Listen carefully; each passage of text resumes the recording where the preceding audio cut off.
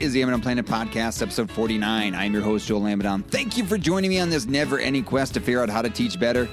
Today on the podcast, we're talking Ted Lasso. We're talking Giannis Antetokounmpo. And we're talking high school math lessons to explore, understand, and respond to social injustice book club. Yes, we are continuing the book club in a bonus series where I'm sharing book club materials that were created during this past year through the Teaching Math Teaching Podcast No Guilt Book Club series, and then offering just a little content on some other topics that I've wanted to talk about, but not quite full episode worthy, though I do think Ted Lasso is episode worthy. I'll get to that in a second. In the last episode, I shared book club resources related to Rough Draft Math by Mandy Jansen, and then talked about the Book of Basketball by Bill Simmons for the bonus. Lots of basketball happening. I would not have predicted the Bucks would win the championship between the last episode and this episode, because I would be scared to death that I would jinx it, really. And I think I mentioned that in the last episode. So we'll talk about that too. Anyway, but this week, the featured book or book club is High School Math Lessons to Explore, Understand, and Respond to Social Injustice by Robert Barry III, Basil Conway IV, Brian Lawler, and John Staley. You'll remember John. We had an episode with him a few episodes ago, maybe in the early 40s. Anyway, we talked about the power of organizations. John was the former president of the National Council of Supervisors of Mathematics. Might have some stuff coming up with him in the future. Anyway, you'll hear more about that book, the book, and John, and the other authors, and what they did in this next episode, because he was on the culminating podcast episode. The culminating experience of the book club was a podcast episode of the Teaching Math Teaching Podcast, and we're going to put that at the end of this episode, just like we did with the Rough Draft Math book club that we did for the last episode of the Amidon Planet Podcast. So anyway, going to do that again. We'll talk more about the materials that we assembled around this book, and that because in case you want to do your own book club around high school math lessons to explore, understand, and respond to social injustice. I think about a book that professionally, I would, if I was teaching high school mathematics, that would be on my shelf. It would be not on my shelf, probably on my desk, because it seems very useful. Anyway, we'll talk about more about it at the end of this episode. But as for the bonus, I wanted to talk about Ted Lasso, the Apple Plus TV series that would be premiering the second season the day this podcast is released. So if you can hear this episode, you can go and watch it. I don't know if they released the whole season or just a few episodes, but anyway, you can watch part of season 2 or all of season 2. But let me back up for a second. So if you're unfamiliar, because a lot of people have Netflix, a lot of people have Hulu, Peacock is out there now, but Apple Plus, I don't feel like a lot of people have Apple Plus. But if you do have it, Ted Lasso is worth it. Ted Lasso is a great TV series, and let me get to the premise. The premise from Wikipedia is this: American Ted Lasso, a coach of college-level American football, the Wichita State Shockers, he is his initial position before he is then unexpectedly recruited to coach an English Premier League team, AFC Richmond, despite having no experience in coaching soccer or European football.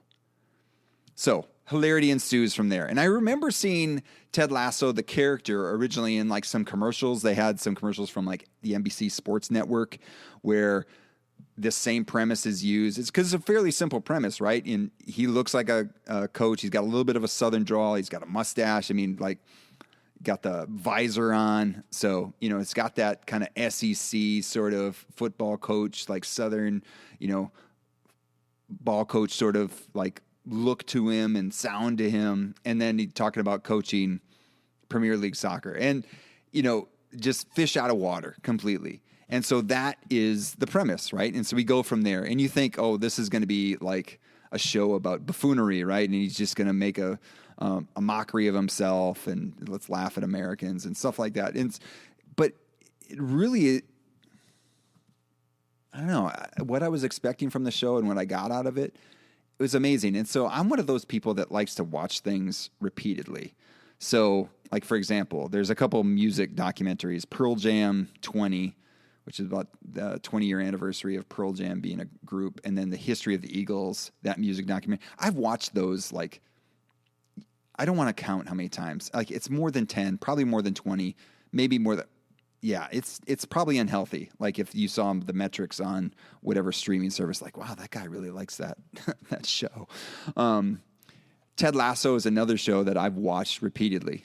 Another side note, I love listening to, I'm doing some running lately, and I love to listen to a single song over and over again while I run. I wonder if that's odd.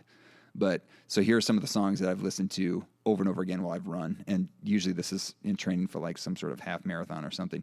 May We All by Florida Georgia Line and Tim McGraw. Again, weird, I know. Sturgill Simpson's Welcome to Earth from the Sailor's Guide to Life album. That's an awesome song. So listen to that repeatedly. May We All by OAR. And then, is there another one?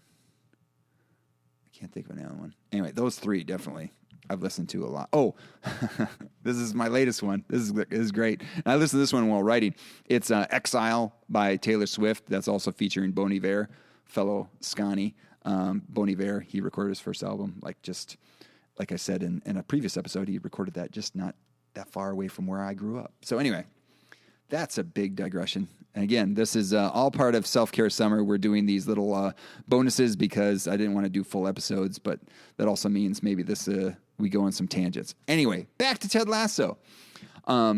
Watch things over and over again, and as I'm watching things over and over again, I notice things. You notice things as you watch them. You're not paying attention to the big pictures. You start noticing the little things. And when I do that a lot of times, and what's kind of the premise of this podcast, was I started noticing things like, what are lessons you're going to learn to figure out how to teach better? And that's, I learned some lessons from Ted Lasso on how to teach better, or had lessons reinforced by watching Ted Lasso. And so, the original premise, it's a fish out of water, right? It's someone from outside of a context coming in and like having no bearing on how to do the job that he has been tasked to do. And so when someone has that, there's two ways to respond. Come in as like, I know what I'm doing, and they don't, and they totally fake it, and maybe they get away with it, maybe they don't. Or you come in like saying, hey, I don't have any expertise, and that's the kind of his stance. I don't have any expertise. I'm going to be learning. And people are like outraged, but it's like, it's true. Like, what would you want him to come in and say? Like, I do know what I'm doing? He doesn't. He has no idea. And I think as we're coming up on a new semester or new school year, I think of all the teachers that graduated from my classroom that are going into new schools, or even teachers that have been teaching in the same place where you have new students coming into your classroom. Like, there's all this unknown that maybe sometimes we don't treat as unknown. And I think about that. Like, I've got a bunch of students. Like, some of them I do know. So, like, I've had them in previous classes, but a lot of them I don't. And so to come in and say, like, I know exactly how this class is going to go. I know exactly how this dynamics are going to play out. I don't. And to say, like, my first way that I'm going to position myself, is it as expert or as learner? Like, yes, I need to establish that they can trust me. Like, I know what I'm doing. But also, too, to say, like, I need to learn. I need to learn from you. I need to learn how best to be the teacher for you that I need to be. And you see that. Ted Lasso, he's coming in like, I'm going to be the coach of this team, and I need to learn who this team is. And you hear him. He's asking questions about terminology and culture, and he's doing all that. Like, there's lots of hilarity around the different vocabulary that they use over there for, boots is a trunk of a car. It's also, the shoe, their cleats are called boots, and, out of touch rather than out of bounds. And, training versus practice. Anyway, lots of good stuff around vocabulary. So you kind of see like he's learning about the culture. He's asking questions all the time. And you see that where he's kind of seeing himself as, I need to figure this thing out. I need to learn as much as I can so I can be the best in this position I can be. That's a great lesson. That's a great lesson that we're going to go in and we're going to learn as much as we can. Like, I remember, and the thing is, it's obvious in this case, right? Because he's, again, a fish out of water. Same thing when I have done some traveling abroad with 410 Bridge and gone to Kenya, Guatemala, and Haiti. And yes, I go to these places and I see classrooms, and I might have, and I have some expertise on teaching, but these are contexts that I'm completely unfamiliar with, and I want to just go in and learn as much as I can. And yes, in learning and seeing and having some conversations with teachers, and then you might say like, ooh, maybe there's some value I could add here. Ooh, there's some value that I'm gaining from being here. I'm learning from this experience that I can then make myself even better. And so by developing those relationships, we're seeing how that can make everyone in the exchange better. And so, that goes into the next thing. Ted Lasso understands the secret of teaching. He sees that the relationships are the most important thing. As soon as you get these, he's developing relationships. He's developing relationships with his boss. He has biscuits with the boss, where he goes in and is developing a relationship with the owner of the team. And he's developed relationships with everyone that's associated with the team, even the people that hate him, the fans. He develops relationships with them too. So just like, maybe this is coming full circle, that we talked about the secret of teaching in the previous episode when we were talking about the book of basketball and the secret of basketball. It's not about basketball. It's about people and relationships, like sacrificing for each other for the common good. And we're seeing that here where Ted Lasso is coming in not as this expert leader and tactician like Bill Belichick, like, controlling everything sort of situation. No. He's coming in and be like, I'm going to identify all the assets that we have here, and I'm going to put them in the best position for us to succeed. That's pretty awesome. And in that case, he's doing less. Like, I'll take that back. He's doing less as like the instigator, but he's putting these positions into place where they can be best used. So the kit man has some expertise on soccer, football. I'll be using those interchangeably, but he has some expertise in strategy. And so he's like, well, that's an asset. That's an asset that makes us better. And I don't care if his title is kit man and his primary responsibility is cleaning towels and uniforms. That expertise has a use for us being better as a team, right? And so, and you over and over, you see him identifying things that people, the leadership of a person, the joy of a person, like giving them little nudges so that he's not doing things directly, but he's putting people in position to do those things. So he's delegating. He doesn't micromanage. And he knows that if someone does something without him telling them to do it, like now that person is empowered. Now that person sees responsibility. And now when Ted isn't there, there's still that influence there. And that reminded me of, excuse me, of, a position, an indicator of success that I saw as a teacher is when I was teaching high school mathematics is if I could be gone. So if I was sick at a conference, whatever, if I was gone from my class, would it still run? I saw that as a sign of success. Because if it didn't, that was basically like everything was dependent on me. And that meant that what did I really do when those kids leave my classroom? Do they see themselves as better doers of mathematics? Or do they see like, all my success was dependent on that teacher? No, I wanted them to see themselves as doers of mathematics. So like, if I created my small groups and had little leaders within the group, and then people could talk to each other. They knew how to ask questions. They knew how to figure things out. And so when the sub would come, for typically when a sub comes for a math classroom, the sub is so intimidated, like, I don't want to teach math. Oh no.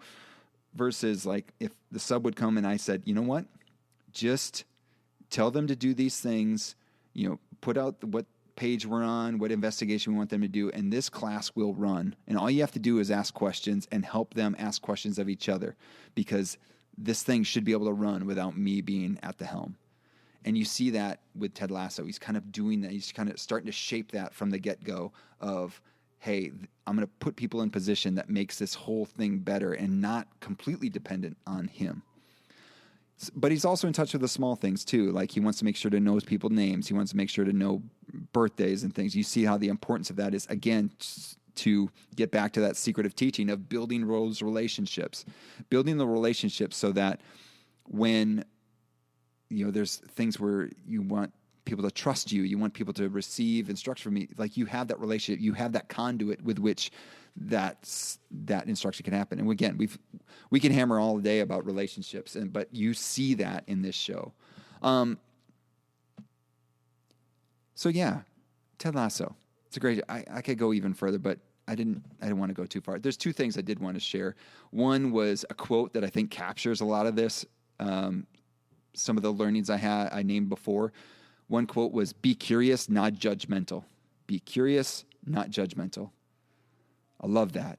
So like when you see like a child that intuition might say, you know what? I think they're misbehaving. Like, I don't know. I had something I wrote where there was students that were yelling across the room, and you're like, wow, that doesn't seem like that's good, right? It's not good to yell, right? So we should shut that down. But then wait, let's actually listen to the yelling. Oh, they're yelling about math. Oh, they're arguing about which one is a better solution strategy for getting to this same answer that they like. Oh, that's great. Maybe we need to turn the volume down a little bit. Maybe we should just tell them, hey, walk closer to each other, right? But I'm going to be curious, not judgmental. I like that. That's a great quote. And so I see that like I can't remember. Evelyn Jacobs, I want to say, from George Mason. There was like this, it was basically the same thing. It was a strategy for, I don't quite understand something that's happening in my classroom. And again, not wanting to use that it's a bad thing or a good thing. It's just something I just don't quite understand. And so we want to say like, well, what's behind it? What's causing it? Is how can we leverage it to help build a relationship with the content? And so be curious, not judgmental. Great position. Also, in what was a beautiful thing in this show is there's little things again here and there. Again, when you watch things over and over again, you can catch some of these things. But this one actually stood out pretty good because it was part from my generation. In this series, I won't say where, there's inserted the entire Allen Iverson rant on practice. Unbelievable. I was just like, oh my gosh. And it's just inserted as dialogue, and there's no mention of Allen Iverson, but it's like, if you're from my generation, if you watch SportsCenter and you saw Allen Iverson give that rant, it was like, oh my gosh. And it's been out there a lot. We talk about practice. Oh my goodness. Unbelievable. So just, it's a great show. If you haven't seen it, go ahead and watch it. Feel good sort of show. I love it. So I can't wait to watch season 2. Maybe we'll have more to talk about. And again, I think there might be more to talk about with regards to Ted Lasso. I love finding lessons on learning to teach better from these weird sources. Not too weird, but I don't know. I think there's stuff to be learned, especially when things ring true in popular culture, something to tap into. All right, finally, so we talked about Allen Iverson and we talked about this, that rant. We talked about basketball a lot. I just want to talk quickly about Bucks in 6, or the Milwaukee Bucks and their championship. They won it in 6 games, which was kind of cool because there's a whole Bucks in 6 sort of story from the history of the Bucks franchise. I'm not going to get into it too much here. But just looking at the story of, what we talked about want to talk about what we talked about last time, the secret of basketball. It's not about basketball. It's about people. It's about relationships.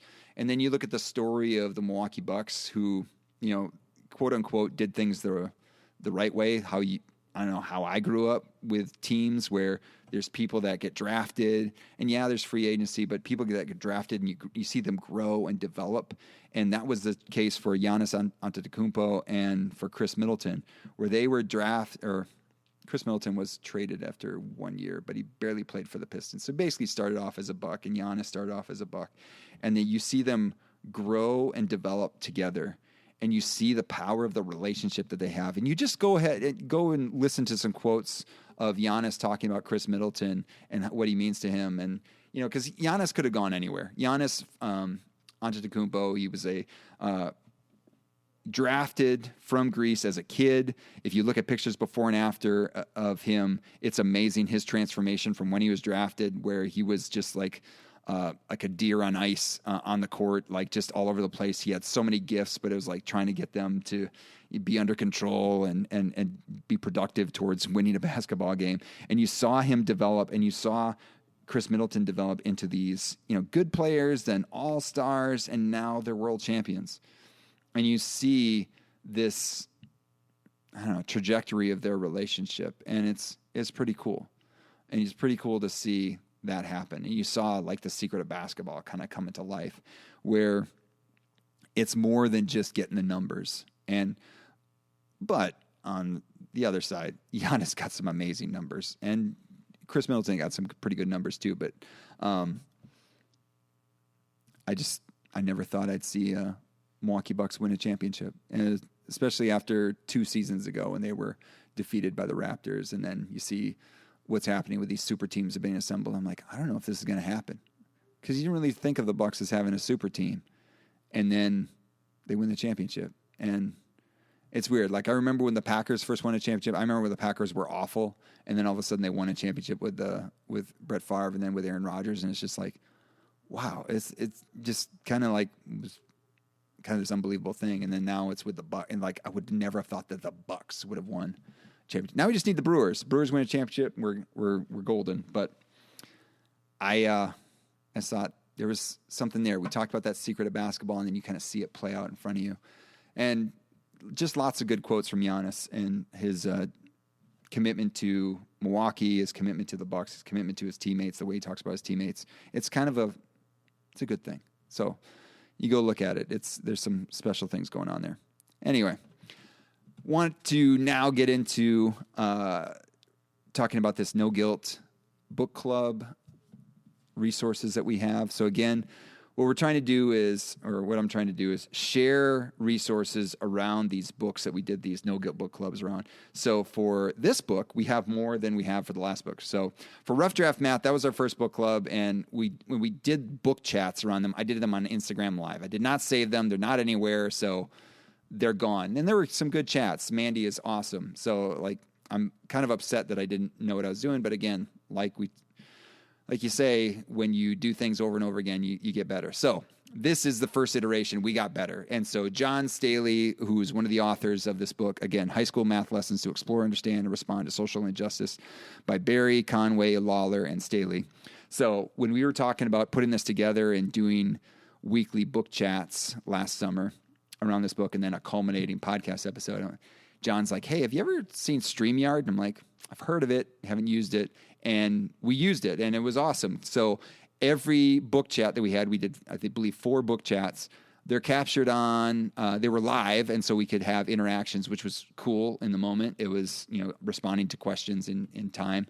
But now they're in video form, still on Facebook. So at that time, I got the free version of StreamYard, so you could either stream it to Facebook or YouTube. I picked Facebook, but eventually, and you'll see in these later ones, we figured out, hey, do Facebook and YouTube. Put some money up for the full version, which actually that money came from all of you out there that are supporting us through those Be the Good T-shirt sales. So thank you. You sponsored the expansion of our StreamYard capabilities. But anyway, so for this book club, for the book club resources in the show notes here, you're going to find a PDF that's got links to the videos for all the book chats, the link to the podcast episode, and then it's got the breakdown of how we did the chapters, and then links to purchase the book. So all that's there in case you want to do your own book club around this text. It's an awesome book. If you're a high school math teacher, there's just a lot of materials and a lot of professional materials that you put up. I mean, Robert Barry and John Staley were presidents. Robert Barry was the president of NCTM. John Staley was president of NCSM. So NCTM is the National Council of Teachers of Mathematics. NCSM is the National Council of Supervisors of Mathematics. So this is loaded with professional resources, loaded with great citations and research in there. And also all the lessons were done in classrooms. So that's what's cool too, is that this is rooted in teachers' experience. And in our book chats, we have some of the authors and some of the users of these lessons talking about their experiences with them in the book chat. So the first book chat, I believe, is just with the authors and myself. And then every episode from there, there's teachers that are invited to participate in the chats. And so teachers from all across the country. So it was a really fun set of conversations. So what we're going to share here now is the culminating experience from the book club, from the Teaching Math Teaching podcast. So just like we did last week with the Rough Draft Math book club. We're sharing this one from this book of high school math lessons to explore, understand, and respond to social injustice. So we're going to run that culminating experience for the book club, and then we'll wrap up. But just so you know, all those resources that we're talking about can be found at the show notes for this episode, which would be amazonplanet.com/episode 49. But without further ado, here's that episode of the Teaching Math Teaching Podcast talking about high school math lessons to explore, understand, and respond to social injustice by Barry, Conway, Lawler, and Staley.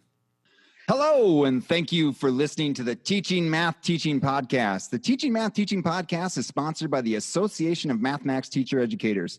The hosts are Ava Thanheiser, Dusty Jones, and me. I am Joel Amadon, and today actually I'm flying solo because we have got a packed house in the Zoom room today.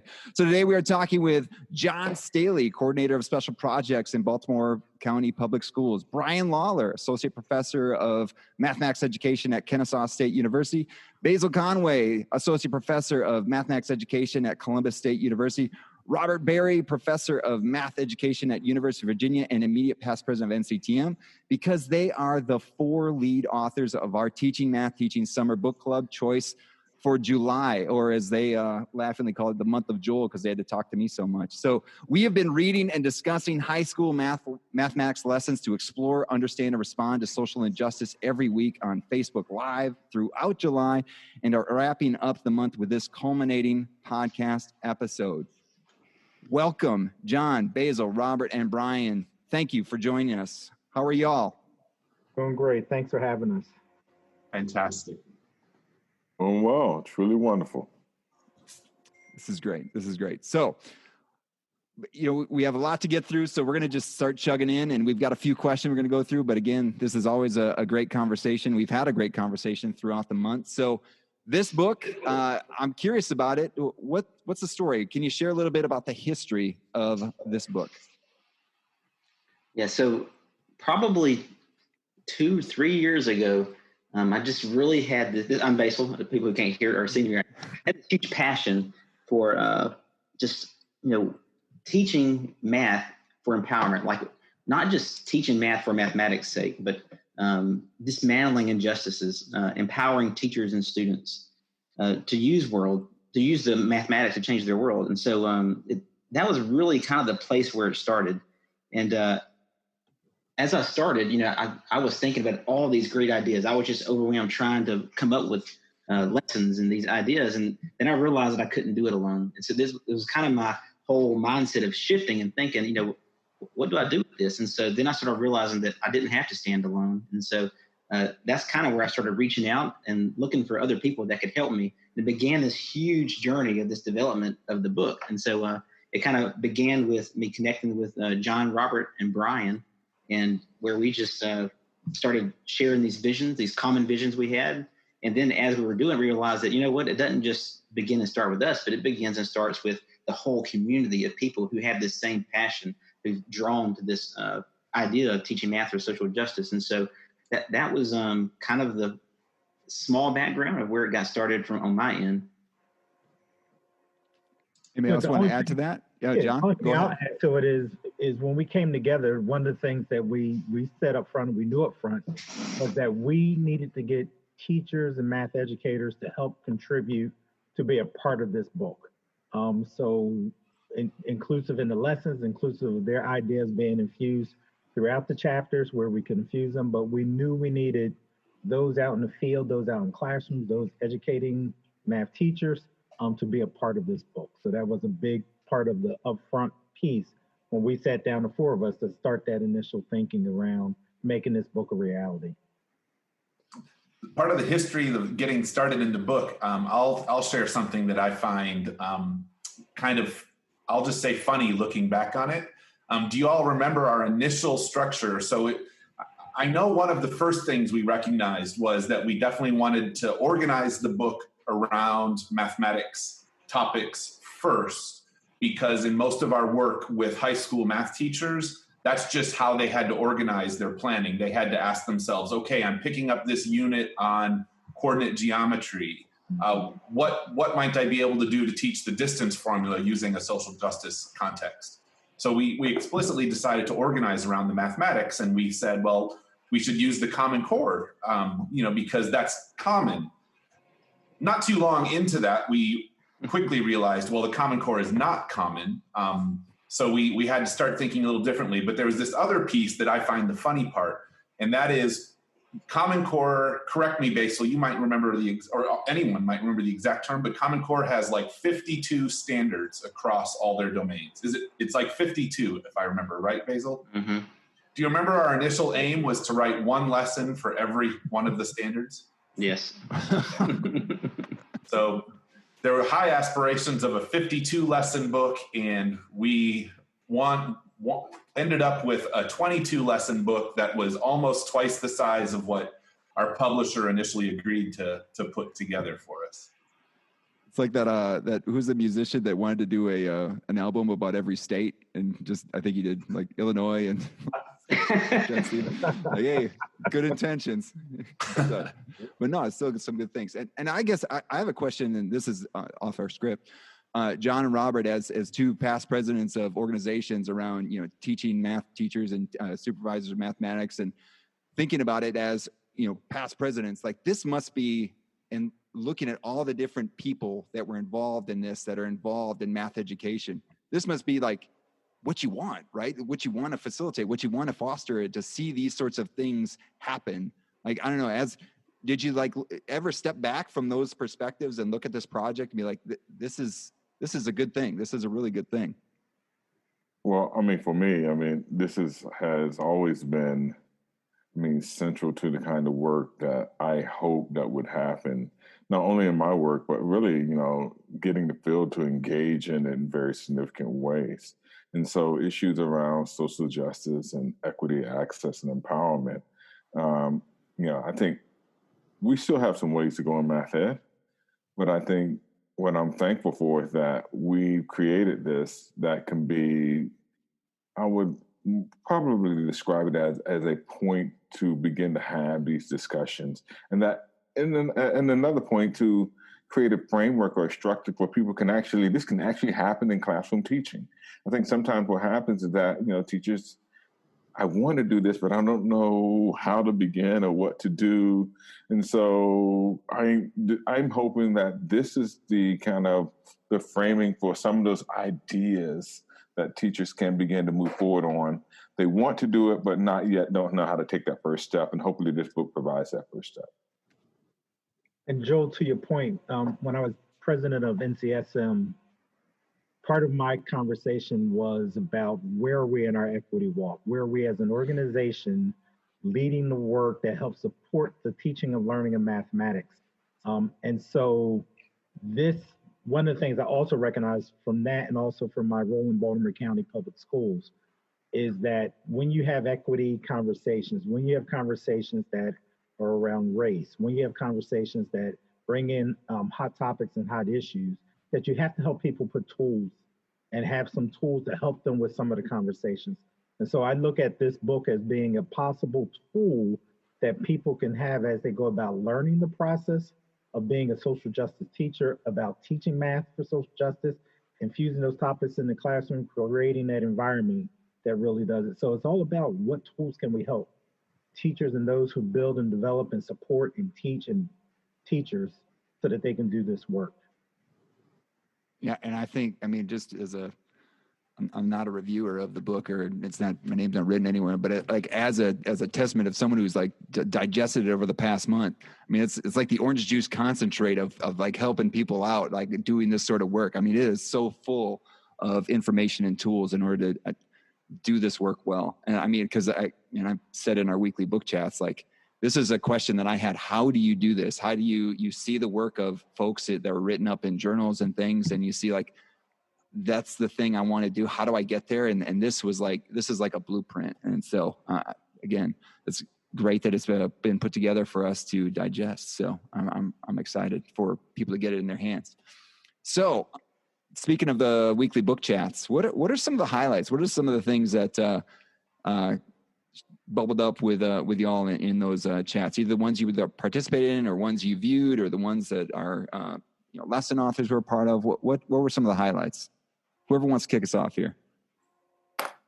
I'm going to jump in because the highlight for me, that the clear highlight for me was, for the first time, I got to meet 6 of our authors face to face.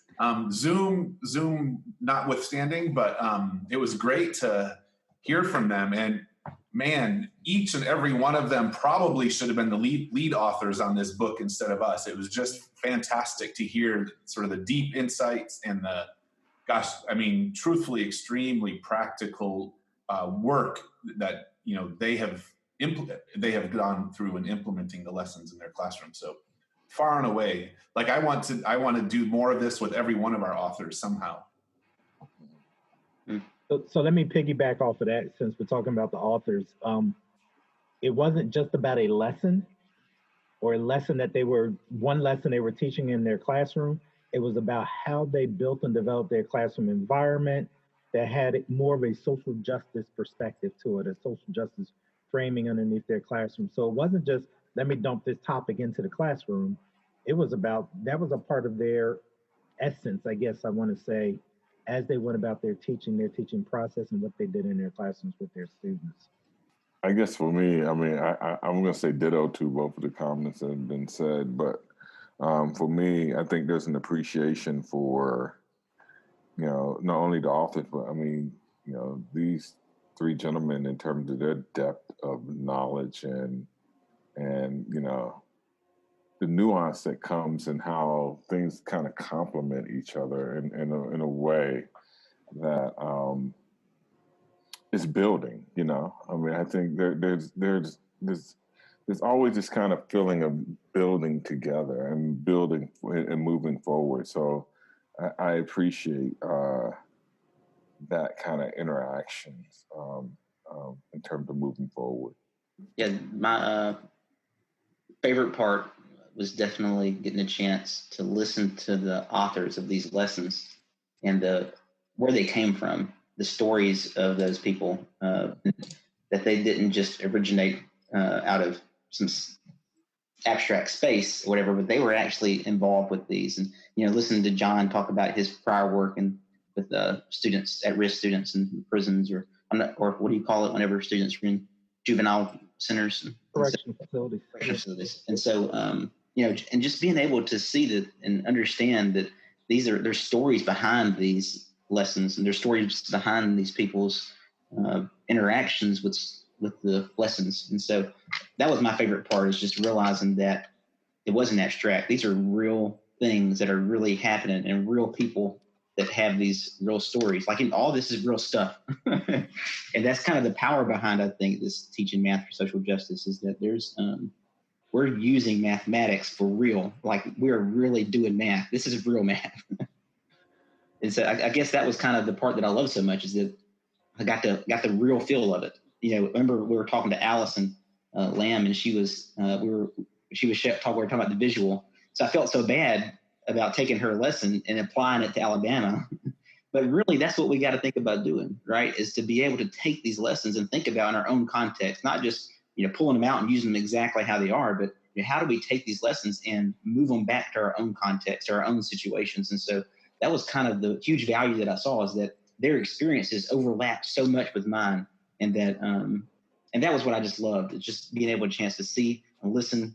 I remember Savine talked about his men's group. And so when he said that, I was thinking about my men's group and those situations that I have to balance and talk through. And so, it was a chance for me to intersect my life with his and see that, wow, these things are so close. Like, we have these, I'm having these same conversations that he's probably having somewhere else in the different part of the country. And so anyway, that was my favorite part, is the collaborative environment that we had there. Yeah, I think that was the highlight for me, was talking to the lesson authors and hearing these stories of these lessons, and knowing that, and like you said, you can't just,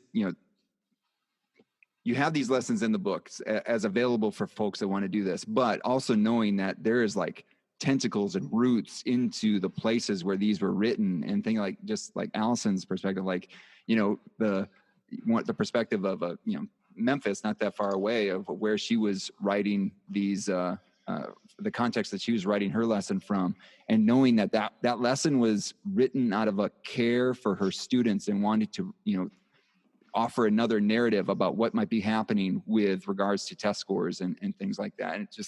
And each of those lessons, and I think even Christina offered a story in talking about how a student had a difficulty in looking at the statistics and having different narratives, and like how she's saying, hey, look at the mathematics around this, and just how there is so much context and so much care for their students, and that's why they're doing this work. And it's like it's like a given. You need to do that. You need to have it on the background as what you have going into those relationships, the context of where you're doing this work. I think that just came out through and through. And also just what was fun about it for me is just seeing the joy that you all had, like you'd done this work together, and then seeing not only their joy of working with each other, but yeah, when people popped up on the Zoom or the StreamYard, whatever you're doing for Facebook, and like that you'd first had a chance to meet and they had a chance to meet you, just the joy, and that this is a human endeavor of doing this work together. So like, I just, I really appreciated that. Anything else from that? Any other highlights that bubbled up for y'all? We've, it's always been extremely present in our mind that we're writing a book to help teachers think about bringing students' interests, lives, concerns, questions about the world into the math class, something that other people have called, but we also called teaching mathematics for social justice. Yet the book title and the book seems to be organized around these 22 lessons. And listening to the calls, the weekly calls, it was very refreshing that was clearly people understood that these lessons were sort of more that they were examples to help us all think about teaching mathematics in this way, where we're drawing upon student interests, centering the real life contexts, being able to mathematize those contexts. I'm really owning Robert's word. He's put this word mathematize into my vocabulary. But yeah, that was a nice, I was really happy to see how strongly that was embraced. And even what Basil was just saying, like the lessons are there to stimulate ideas. Really, none of us can take any one of these lessons exactly as is. We have to use it as a model to build from our specific content.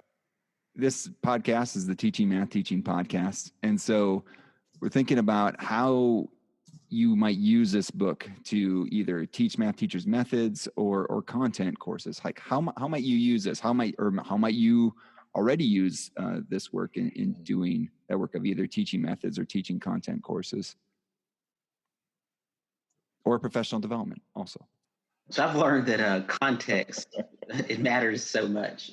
Even when we think about our methods courses or where you might be using the lessons individually, but I work in a UTeach model, which some people may be familiar with. And so our methods course is integrated with math, science, and computer science. And so we naturally actually mesh these topics and ideas around one another all the time. And so this is a really, when we started the book, that was kind of one of the back thoughts is that, I really want to use this in my methods course to be able to demonstrate what it looks like to integrate mathematics with other disciplines, around science or around a social topic or whatever it is. And so that's kind of how I go about using the book and I use the lessons in the book. And my plan is to continue to now actually have even more, a larger set to be able to model in the classroom. So they actually see how some of this may be facilitated in their own classrooms later on, or their own placements, or wherever that's at. And so, and we're able to talk about the equitable practices and all those things that are aligned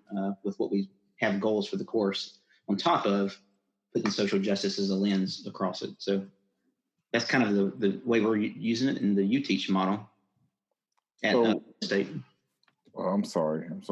I mean, so I have not yet taught, so it's been a while since I taught the course, but I've given a lot of thought to this, and here's my thinking around these ideas. Because one of the things with working with, whether I'm working with pre-service teachers or teachers who are thinking about how to integrate lessons or think about these lessons for their own professional development, I think the first 4 chapters provide a nice framework for having these discussions and having the discussions around that and understanding You just can't just jump in and teach the lesson. Teaching the lessons is not, kind of the end game, so to speak. You got to have all of those upfront types of conversation, those upfront types of knowledge base and knowledge building things are so important. And so for one to say, I'm just going to grab a lesson and teach a social justice lesson, I'd rather you not do that.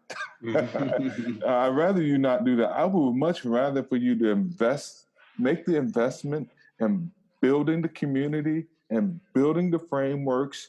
And then once you have those frameworks in mind, the lessons then serve as a model to begin to think about. Because importantly, what you might want to do is as I always use the term mathematize some social justice issues that are close to the community in which you serve.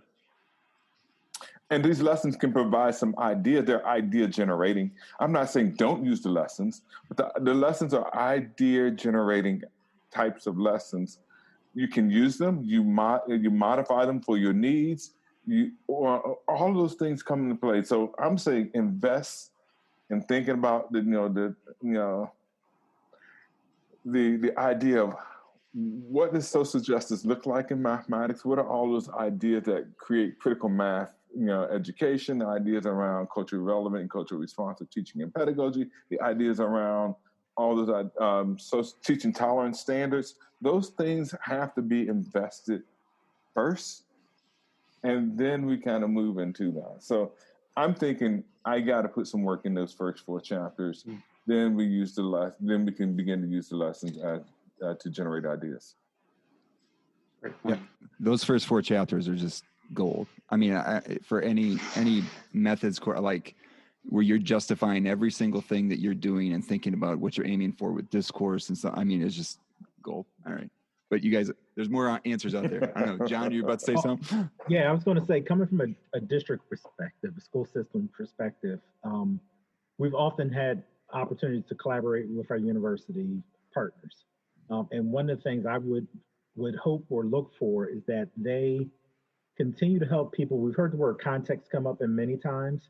We've heard Robert just mention about taking these lessons as possible seeds to help kick you off, or when you get to that point. And so what I would want those who are building and developing our teachers in a pre-service or in-service perspective is to help them understand how to take lessons that they're given or lessons that they use and really contextualize them for the use in their classroom, to make them real for their students. That's one thing. Above that, I would say that whole importance of building relationships. So people will talk about relationships, and we've heard the R's going across the years, but relationship is one that stands, and this relationship for how do you gain understanding about your students? How do you learn about their cultures and their backgrounds and their lived experiences? And why is that powerful so that you can help position your students in the math classroom, so that you can help value their voice? And so somebody who can do the math, you can teach them the different types of tabs to use and how to use manipulatives. That's one thing. But that piece about how to go about building and developing relationships in the math classroom and really valuing your students' voice and hearing all students and positioning all students with a strengths-based, assets-based perspective versus a deficit view is something I think that's some of the groundwork you have to do before you even pop a social justice lesson into your classroom. And John, one thing I would add to that. So after you've gone through all of that, it don't end with the lesson. Yeah. Don't end with the lesson. Now that you've had this experience, I think there has to be some type of action that goes after experiencing the lesson. And that is a significant part of when you're thinking about, so if you're committed to social justice and mathematics, it's just not the lesson. It is what happens after the lesson that engages in the idea of critical consciousness, and what actions are you going to take as a result of experiencing the lesson. I continue to learn from my 3 colleagues, so now I know how to teach my methods class better. However, let me share 2 things. One, maybe both The first one is very practical, it feels to me. I want to tell you a little bit about what I have been doing specifically in my class for the past year and a half, my methods classes. And the other, some insight I feel like I've recently gained. I have used early in the semester with my methods students the lesson called Listen to Glisten. GLISTEN is an acronym for the gay lesbian student.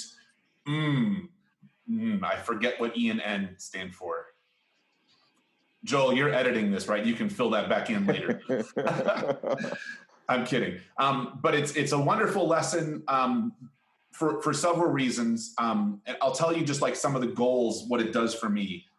First and foremost, just getting into the lesson, it asks my pre-service teachers to learn what to just consider the demographics of their local school context through the lens of some of the survey data of the GLISTEN survey, the annual school climate survey that GLISTEN puts out, and sort of really contextualizes that a sizable number of students in the classrooms that you regularly are involved in do not feel safe in their schools for a variety of reasons. So first and foremost, I like that aspect of it. Second, the lesson is modeled around a guided reinvention of mathematics. Through the lesson, students create a matrix multiplication process. So it just, again, allows them to see that pedagogical process. But finally, and probably most important, is my students always walk away asking, can I use this sort of thing in my school? Can I use this controversial topic in my math classroom? And it opens up that discussion about why, about if you're going to do it, like what do you have to do? And again, like just echoing Robert's and John's comments, you have to build this classroom climate first and foremost. It creates that need. So I've used that lesson early for that create the need element of all those pieces. The insight I've had recently is I think many of us are familiar with Aguirre, Mayfield, Ingram, and Martin's identity book. It's 7 years old now. Mm-hmm. And I'm sorry, that's not the full title. Joel will put it in the notes of the podcast. But in there, they identify 5 equitable teaching practices. Thank you, John. It's called The Impact of Identity in K-8 Mathematics. There, Joel, I saved you that word. Thank you. So they identify 5 equitable teaching practices. And Robert, I'm going to actually rely on you real quick. I think those are also discussed in Catalyzing Change and maps to the 8 math teaching practices from principles to action. It is also discussed in Catalyzing Change. Getting back to what I've been thinking about is I've struggled to really fully implement ideas about culturally relevant pedagogy in my methods class. That's probably in part because I don't maybe feel fully expert in it, but also in part I hadn't figured out really how to connect it and make it meaningful to my students. But in the past year working with these gentlemen, it's become clear to me that those 5 equitable teaching practices are steeped in culturally relevant pedagogy. I mean, they almost bring it to practice. And that's something I'm going to be drawing upon this book that our Teaching for Math for Social Justice model of the arrow with the 5 components. I feel like I now know how to speak about culturally relevant pedagogy much more effectively. Drawing upon the book as examples for those 5 equitable teaching practices. Hopefully, fingers crossed. Ask me in December how it went. I think the one thing, that just is becoming abundantly clear with these conversations is, how would you use this book? It seems like the conversations, right? The professional conversations that can happen around it, just that we've, maybe modeled throughout this month, but just the fact that, this whole thing started with, Basil thinking like, you know what? I want to do this, but I can't do it alone. And that's, I think, that essence to take it with and seeing how do we do this? I need to involve my colleagues. I need to involve my students. I need to involve my administration, my community. And it just seems like from just at a foundational level, that's someplace at least, to start with wherever you're going to be doing this sort of work is that we're starting doing it together and thinking about it. And it just laying that foundation out. Anything else for this? The next question is kind of redundant with the last question, but you already put a bunch of golden nuggets out there with that first question. But let's see. Do you have any tips for working with teachers using the book? Anything else out there that maybe we haven't said? I'm going to jump in because I get a couple that come to mind, and I can preempt if anybody else says them before I do. Nice. The first immediate two that come to mind is collaborate with teaching partners in particular. Have allies, a network of support, of idea generation, all that. And the second is another collaborate question. It's collaborate with your communities and your students to learn from them about their knowledge about the context, learn from them about their questions, their concerns about the context, learn from them how they even like that topic to be present in the schools. But I think both those connections to other people are key for success. One of the tips I would put out there is chapter 1 is like let me learn about the frameworks that help support teaching math for social justice. So I would say if you're not familiar with them, pick one to read about. We've put references in there that will help people in that go down that path. But that's something where I would step back and I would spend some time over there, not getting paralysis of analysis and thinking that I've got to get it perfect. But in some cases, I'm not doing because I just don't know what it is I'm not doing. So you might want to pick up one of those books, join a book study, and start off, an easy, I'd say an easy one to start off, which I'm hoping most people have already read or dove into, is the NCTM Principles to Action book. So maybe you start off there and you really spend some time in some of those chapters. And then you go to the next one to learn about another framework to help you really understand what this work is about teaching math for social justice, and how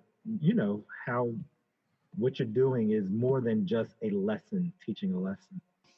I think about my own development and response. And I think about these guys I've worked with here and their ability to be open, for us to be open to share our beliefs, our thoughts, and to not be judgmental and to work and to be patient.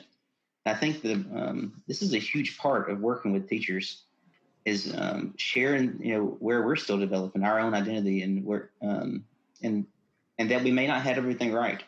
And, but there may be some things that we feel really strongly about, whatever these things are, but being responsive to that too, that we stand in equity, we stand in fairness, we stand for people, for the dignity of life and for all people. Right. And so this is, it's a tough work, but I think I really believe we should be really careful and give people time.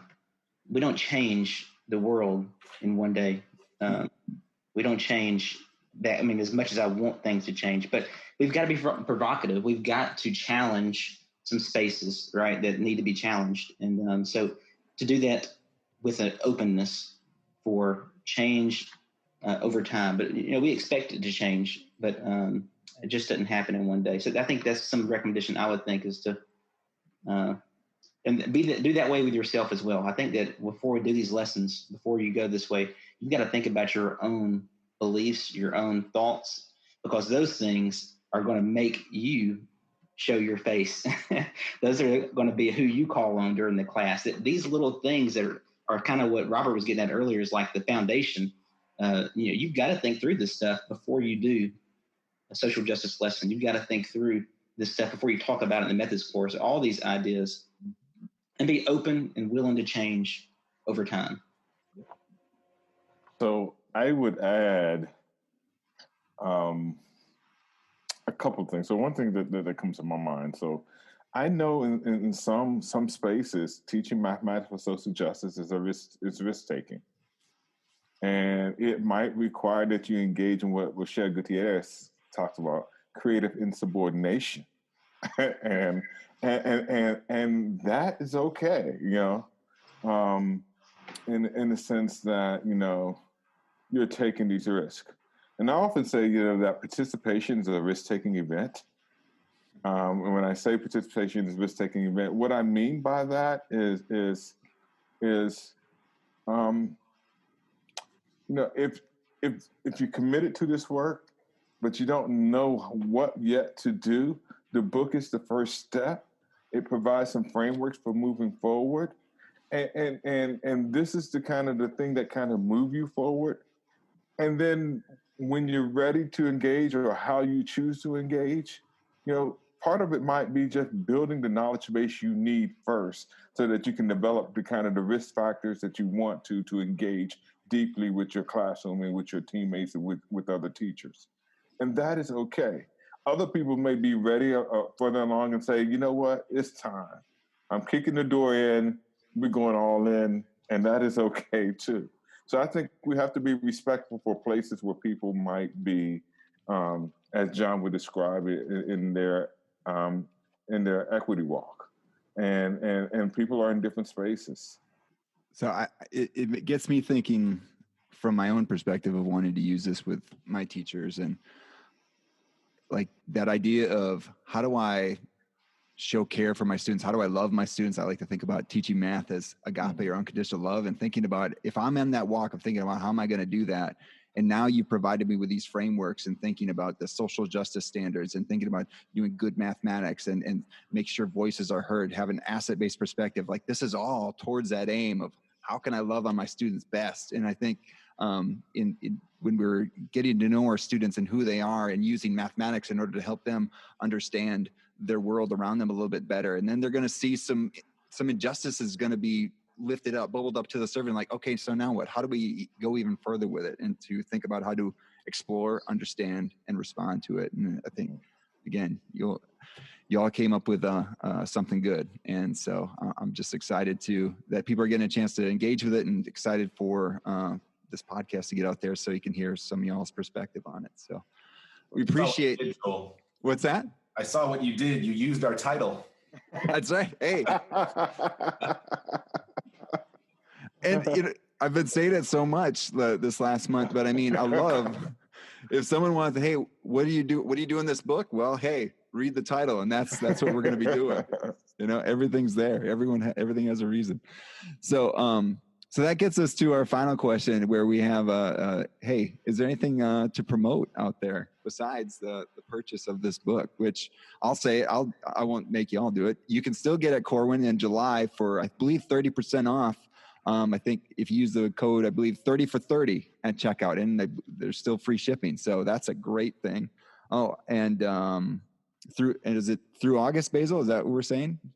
Through August. Yes. All right. So keep going. You can get that special for a while. So if you're looking for something for methods classes, looking for something for your own teaching, whatever, this is a great resource out there. Anything else to promote? Who wants to take this one? Go on, bro.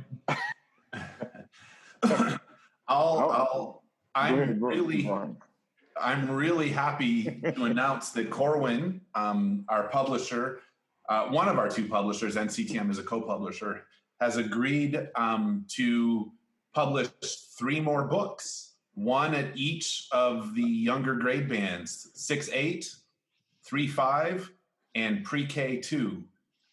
There are author teams already in the works, already in motion, and there are calls out for lessons. So for everybody listening to the podcast, please reach out to teachers that you know who have been thinking about or who have been doing lessons grounded in contexts of social injustices in whatever grade classroom, pre-kindergarten through 8th grade. There'll be links to all those different calls. We'll put those in the show notes as well. And I think this is a great way. We talk about at the end, and we'll say these words in a bit, about engaging with others and around interacting with others around this content. I mean, this is what a great excuse to get together and think about the ideas within the book, the ideas of teaching math for social justice, thinking about maybe bringing in colleagues who maybe need some exposure to some of these ideas. I mean, what a great way to start those conversations. And so I don't know, it's very exciting that those books are coming out, and very exciting for opportunities for folks to do what you all did and get together and talk about doing this work. So thank you for a great month. Thank you for spending a lot of time talking with me. I'm very appreciative of that, and I'll maybe have to pay you back for all that interaction, but really appreciate all your time. So thank you folks. Thank you for having us again, Joel. Yep. So thanks again for listening to the Teaching Math Teaching podcast.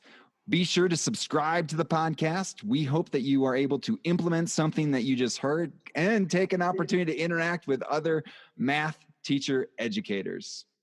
All right. That's it for this episode of the Amazon Planet podcast. Again, all those resources associated with the Teaching Math Teaching podcast, No Guilt Book Club on high school math lessons to explore, understand, and respond to social injustice by Barry, Conway, Lawler, and Staley. All those resources can be found at AmazonPlanet.com/episode 49. Hopefully you go check those out and any other links that we had. I don't know if we can put a link to Ted Lasso. Maybe we got something there. Maybe some of those commercials from the initial experience with Ted Lasso. But if you're looking for ways to support the podcast, you can do the following. You can subscribe, rate, and review the podcast. You can subscribe to the Amazon Planet download, which contains teacher resources and updates from Amazon Planet. All links to do that. Join the email list can be found at AmazonPlanet.com. You can follow at Amazon Planet on Instagram, Twitter, LinkedIn, or like the Amazon Planet Facebook page. You can also check out the Amazon Planet store or Amazon Planet bookshop. Again, all proceeds from your purchases help support the production costs of the podcast. You can look at the footer at AmazonPlanet.com where your purchases support the footer at AmazonPlanet.com. Links to both of those things, both the store and the bookshop. Thank you to my Teaching Math Teaching podcast co-hosts of Dusty Jones and Ava Thanheiser for letting me rerun those episodes. I think putting these book club resources together is hopefully it's helpful out there to someone that's looking to improve their teaching and wanting to do their own book club around it. Hey, all this stuff is available for you to do that.